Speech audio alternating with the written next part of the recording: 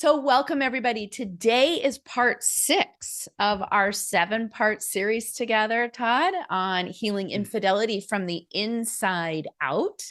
And we've got all the links right down below for those of you who want to listen into all of the other episodes in the notes. But before we dive into today's conversation, I just want to remind everybody listening here that Todd has created a free guide to healing infidelity from the inside out that has all the strategies you've used when working with thousands of customers, clients, Sure. couples, helping them to heal from infidelity. We've got that note right.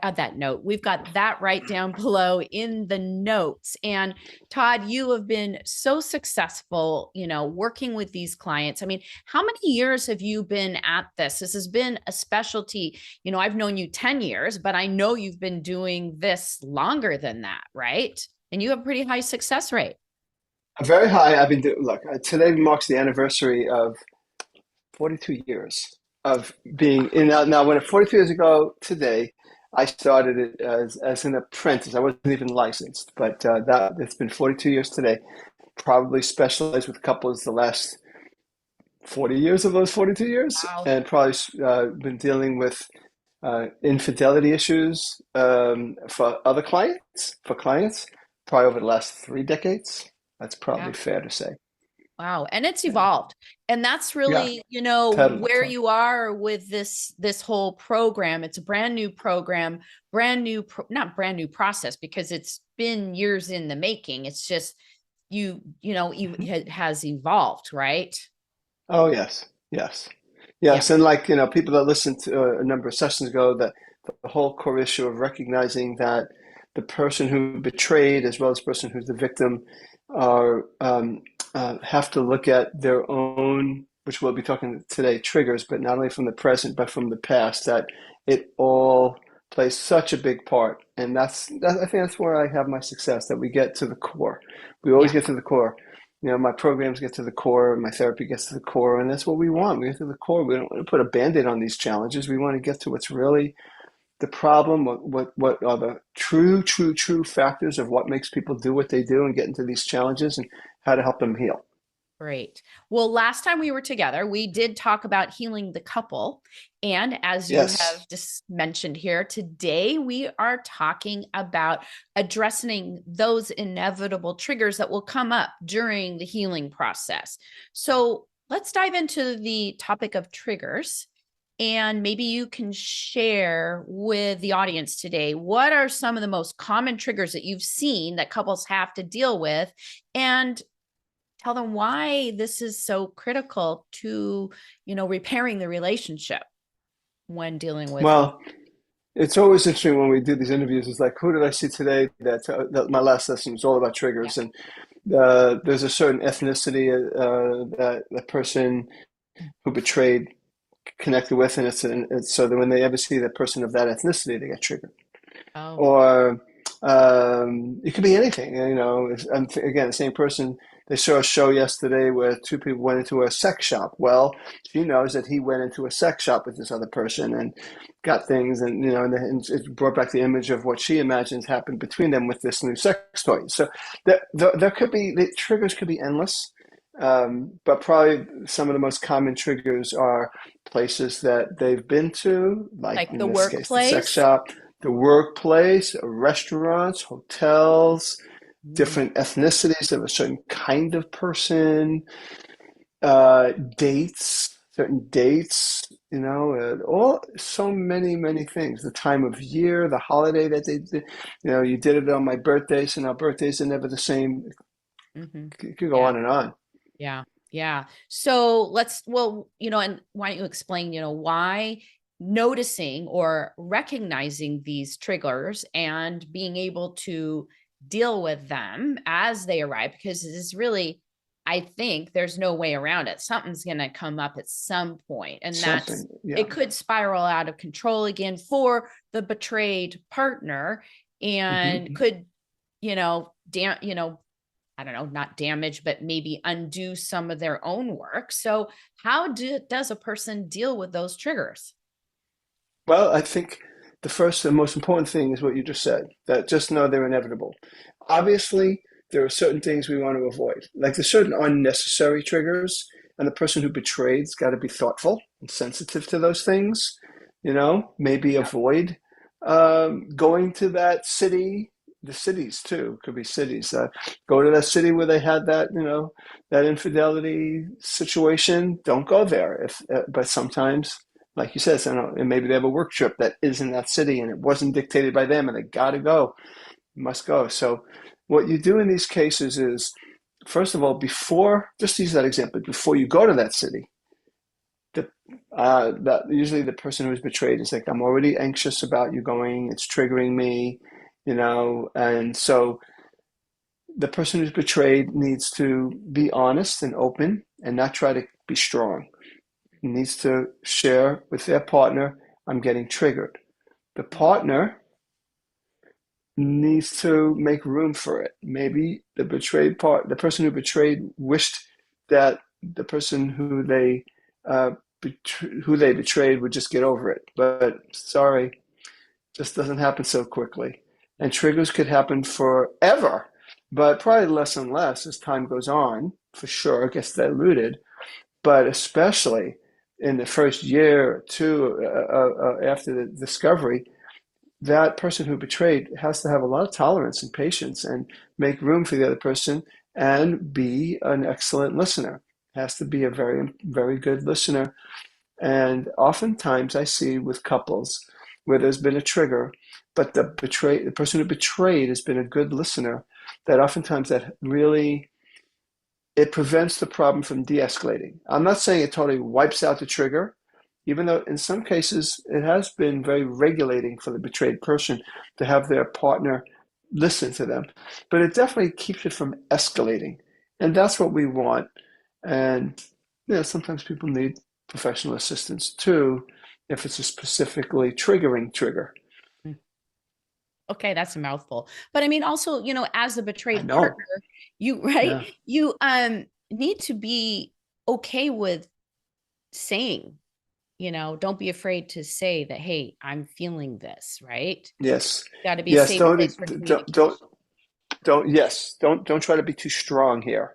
There's a place where strength equals openness, not toughness. Mm-hmm. And you do need to share it with your partner, with a friend, but definitely with your partner, hopefully, with a professional, but again, definitely with your partner, hopefully, and um, to be able to be honest and to also ask for what you want. Maybe you're going to that city. Let's say it's Las Vegas, because that happens a lot, right? You're Right. going to go to Las Vegas. I know you got to go, but I really prefer for you not to do anything but work and go to dinner and not go to the gambling, because that's what led to the other, whatever. And that the person who did the betrayal has got to be a grown up, has got to do their best to not, to avoid the triggers of his partner that he can. Yeah.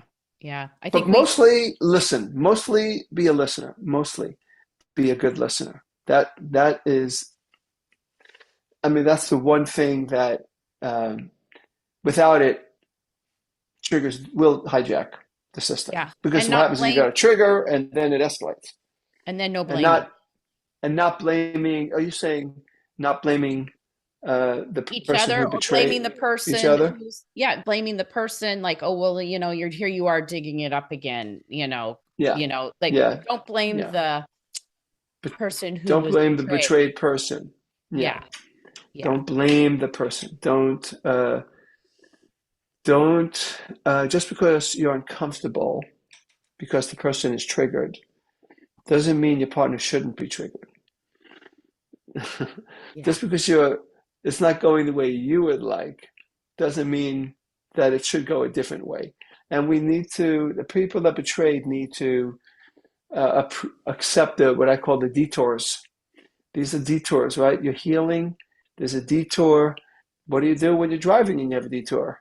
You don't drive through the barricades. You do the detour, and eventually you get back on the freeway again on the main road. So, in this case, if you can be a good listener, you tolerate the trigger, that means the better you do that, and the more patient you are, sort of like the tortoise and the hare story, the hare wins the race, the tortoise wins the race. You just that's the quickest way to heal is to accept the detours, be there, slow down when your partner's triggered. Don't rush, don't try to rush them out of it. Okay. So we kind of went into the second question. So I'm going to actually throw a new question at you. So the second question really was, can you explain the strategies that you suggest for managing triggers and preventing them Well, from overwhelming? let me say this before you ask the next Okay. question that I didn't get to. I didn't get to Okay. this, and that is, of course, the betrayed person Yes. also needs to learn how to, of course, still self-soothe. We don't want the person who's betrayed to have the triggering part of them take over. So we have that part that gets triggered, and we need to appreciate that part that gets triggered, but find your most loving part. And I do this in my program. We really go into depth with that, but Mhm. find the loving, kind, nurturing part of you and spend some time with the part of you that's triggered. Hold them, love them, hug them, say to them what they need to hear. Remind them that that was then and this is now. There are things that you want to do as the person who was the victim of betrayal. Not just have your partner listen, which is, like I said, 10 times is very important, but also that the ability to just say, I got to take care of me, and along with that, just taking care of you in general, exercising, getting enough rest, taking care of you, getting pampered with, whatever, seeing friends, whatever you got to do. Okay, So, because I was going to ask you, say you've got, let's play like not role play, but say you've got a couple in your practice and they're sitting across from you and you're working through these triggers. And let's just pick one. Why don't you pick one and tell people like what you would say to them if the wife is being, because it's usually, who knows, I'm just picking that the wife is the betrayed partner, but it could be, either yeah, person, right? What, yeah. but so say they're being triggered by, it happened at work and that person's still there because you can't, that, and so the wife is worrying, triggered every day by the fact that he's going into the office and that other person is there. What do you say to them? Like, what do you say to the wife in that state if they're sitting right in front of you? Because I think that could be really helpful and give people some insight. This happens all the time. So, what I first say to the wife, if I say, I totally get why that is frightening for you, unsettling for you. It's hard to just sit back, rest when the affair partner is right there and they're going to see their Yeah. partner at work. You know, so I first of all say that. Then the person, let's say in this, just the husband is the one that cheated, and they're going to work. He's going to work, and the affair partners are still at work. He needs to, and I have a couple I'm working with now, so I can use a real life Oh, example. good. What he has done, he's made a commitment to um, avoid her as much as possible, which is not 100%, can't 100% avoid her, but Mhm. avoid her as much as possible and only talk business. And that he promises that that's what he's going to do. And that if the affair partner starts to try to pull him off that Mhm. not only will he set boundaries with the that affair partner, that former affair partner, Mhm. um, he's going to tell his wife that she did try to, like, no secrets. She did try to come on to me or whatever, and I put the kibosh on it. I said no way, and I just want to let you know that that's what happened. And he needs to make sure, and that's what he's done. And in this particular case, he's been very clear. He has set boundaries. He told this affair partner, I'm working on my marriage. I made a bad mistake. Mhm. Do not talk with me unless you have to, and we will be civil. I'll be civil with you, and we will deal with business, but only business. And she has not come on to him in this particular case. I've had Good. other situations where the person did try to disobey the stop sign, and in those cases, he does that again, or she, and then tells the person who betrayed, this is what happened. I want to let you know this person did try to, you know, seduce me or pull me aside or ask me to go to lunch or Mm-hmm. whatever. And Mm-hmm. I said, no way, not going to happen. And so the other thing I've had, I think of another couple where she cheated and he wasn't at the workplace, but once a month they had to get together for lunch and discuss things. He was a vendor and they had to get together. Oh That yeah. was it. Mm-hmm. And so what she needed to do is she FaceTimed her husband as she's walking in the restaurant to tell him, I'm just here for you and I'm working on this and I love you. In the middle of lunch, she had to get up and say, I have to go to the bathroom, call him again and say, I just want to let you know this is my time to get away, just to tell you I'm thinking of you, I'm with you, I'm not doing anything inappropriate, I'm just dealing with business. And then at the very end, as they were leaving, she did it again. So every once a month, there were three calls. I think I had her FaceTime him each time, not just so they had iPhones. So they FaceTimed in the middle, in the beginning, in the middle, and the end. And that's how Wow. they dealt with it. So there are things that at some point he was like, okay, you I don't don't have need to it do it. anymore. I don't need this. I I don't don't need it need the anymore. security blanket No, of the I don't need it calls. anymore. Wow, Yeah, I he trust said you. it. Yeah, I Yeah, know. he But said it. yeah, That's how we deal with that one. wow. Yeah. That is pretty I think that's very powerful. Wow. So that kind of leads me into the third question. What role does self-compassion and self-soothing play in the healing process? When triggers come up. So, Yes, that's a great question. For the betrayed person, um, it's everything, right? There has to be this, oh my God, I'm really scared, I'm really triggered, and I really, the women that saw the show with the couple in the sex shop last night, it's like, oh, I'm so triggered. Literally put her hand on her chest. huh?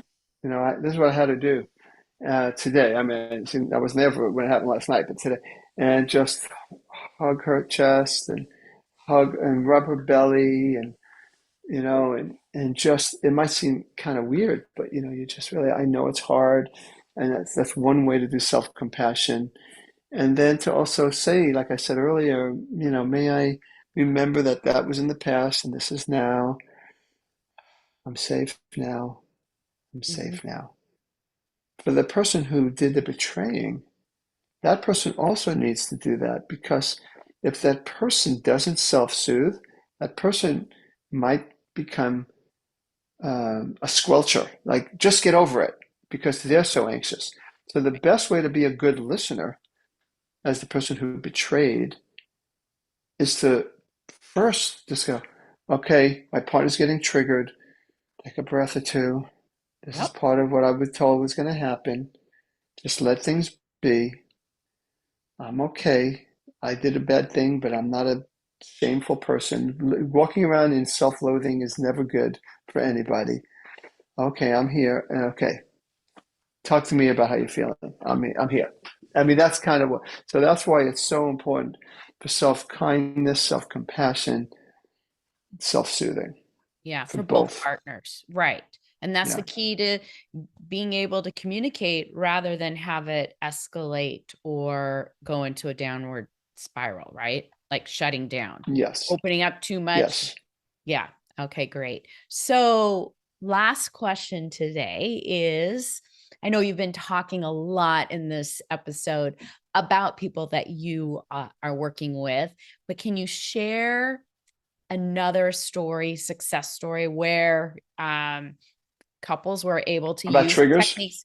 Yeah, techniques, and not Uh-huh. just, I know that one was Uh-huh. a great one, the phone thing, that was awesome, but I'm sure everybody would love to Yeah. hear another story.